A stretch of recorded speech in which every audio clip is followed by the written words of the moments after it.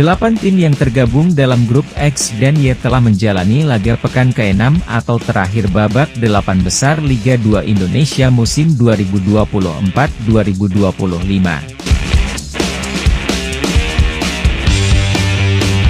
Berikut ulasan pertandingan pekan ke-6 sekaligus klasemen akhir dari masing-masing grup.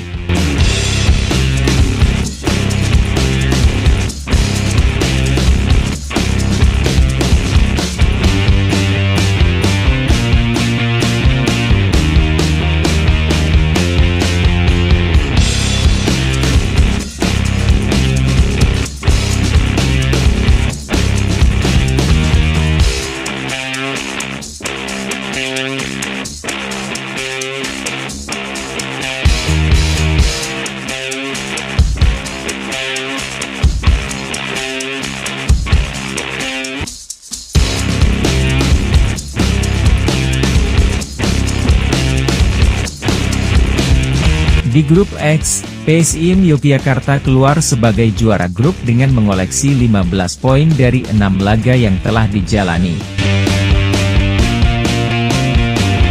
Laskar Mataram dipastikan promosi ke Liga 1 Indonesia musim depan. Sementara di grup Y, posisi pertama masih ditempati Bayangkara FC dengan mengoleksi 9 poin dari 6 pertandingan. The Guardians juga dipastikan bermain di Liga 1 Indonesia pada musim depan.